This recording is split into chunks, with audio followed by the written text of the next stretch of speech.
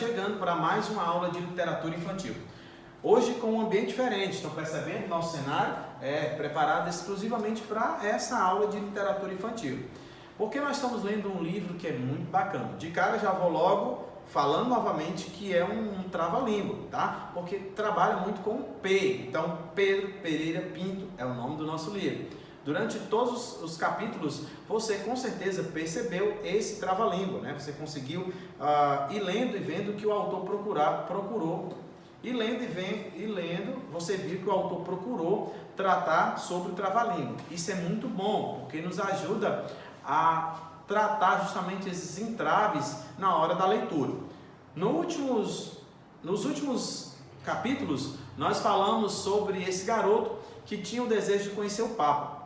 Mas a sua ideia era uma ideia meio absurda, né? Onde as pessoas olhavam para aquilo e achavam estranho, porque ele dizia que queria conhecer o Papa para fazer uma pergunta.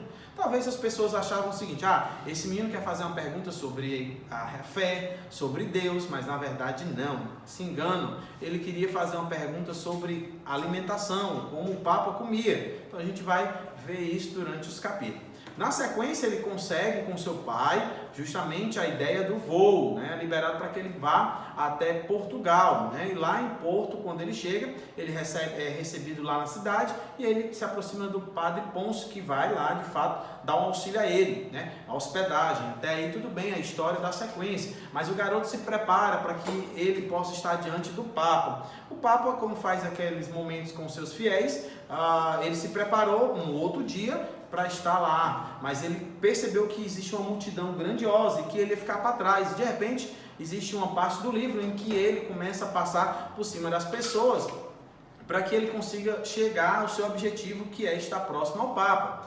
Em meio à multidão ele consegue ir e ele consegue chegar mais à frente para ele fazer a pergunta ao Papa. O livro vai dizer o seguinte, né? Hoje nós vamos ler a página 26, que diz assim: Papa, eu pretendo não ser demorado. Preciso parar a sua santa oração, pois minha peleja precisa parar, pela pergunta que eu tenho em questão. O Papa ou o Papa Pão? Nesse momento houve silêncio, né?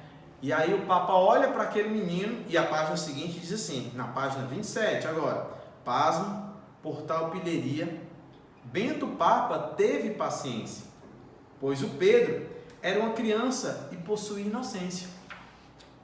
Disse que papava papa, mas que preferia pão. Prosseguiu o oratório, pediu paz e compaixão.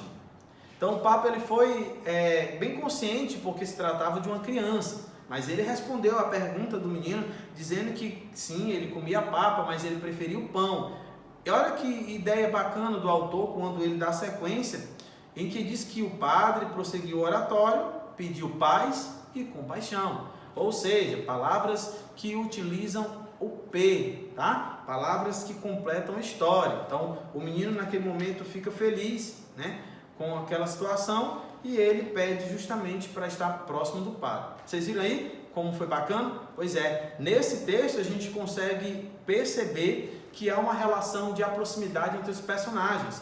Essa é a marca registrada desse livro, né, em que Vinícius Viramundo traz para a gente. Desde o início, a relação dele com seu pai, Pedro com seu pai, até passar por Pôncio, até chegar até o Papa e sobre todas as pessoas que estavam ali, há uma relação tão próxima. Isso é bom quando você lê um livro e você tem essa identificação, ok? E aí, galera do quinto ano, chegou o momento da nossa correção da atividade da nossa aula de literatura infantil. Então, vamos lá na página 23, diz o seguinte: tem uma imagem, que é a imagem de um barco chegando a um local e diz: a imagem está fazendo referência a que momento histórico importante para nós, brasileiros?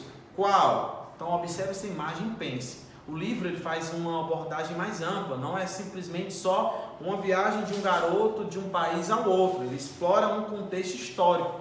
E nessa pergunta ele fala sobre isso, então a resposta seria sim, a imagem sim fala de um momento histórico, né? A imagem se refere ao descobrimento do Brasil, que foi em 1500, por Pedro Álvares Cabral. Então essa imagem que você encontra aí na página 23 faz referência a isso. E o mais interessante é que lá no livro a gente consegue ter essa visão dessa imagem, tá bom?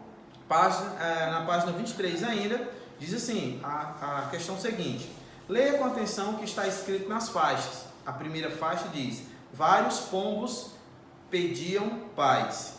E na frase seguinte diz: várias pessoas se reuniram na praça para esperar o Papa.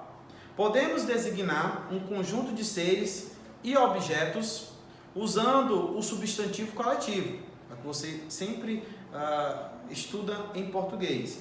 Elimine as letras o X, o W e o Y e encontre o coletivo de pombos. Então você vai lá, você vai eliminando todas as letras que são X, Y e W.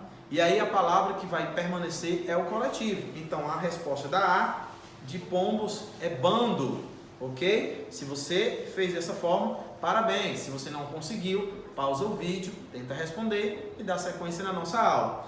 A B, pessoas. Qual o coletivo? Você vai tirar X, W e Y e vai ficar a palavra multidão. Então, coletivo de pessoas, multidão. Parabéns para você que resolveu. Novamente, se você não conseguiu resolver, pausa o vídeo, preste atenção, resolve e dá sequência. Agora na página 24, diz assim: reescreva o trava-língua. Lembra que no início da aula eu falei que esse livro faz uma abordagem ampla acerca do trava-língua? Beleza, então vamos lá. Reescreva o trava-língua, trocando as imagens pelo seu respectivo nome. Então aqui você vai perceber que tem algumas imagens no meio das palavras. Então a frase vai ficar: na pia tem um prato, um pinto e um gato. Pinga a pia para o prato, pia o pinto e mia o gato. Então observa a imagem, que tem prato, que tem pinto, que tem pia e gato. Então a frase vai ficar: na pia tem um prato, um pinto e um gato. Pinga a pia para o prato, pia o pinto e mia o gato. Se você está sentindo dificuldade, pausa o vídeo, preste atenção como eu estou falando, para que você possa também responder a sua questão. Bom, na próxima questão diz o seguinte: registre no relógio da torre da igreja a hora exata que o Papa apareceu no palanque. Então você vai lá registrar que é exatamente às 6 horas, como está lá no livro, ok? A próxima questão vai ficar justamente na aula seguinte, que dá sequência a essa tarefa, beleza? Eu vou ficando por aqui, um forte abraço, até o nosso... Se você gostou da nossa videoaula, deixe seu like e se inscreva no canal.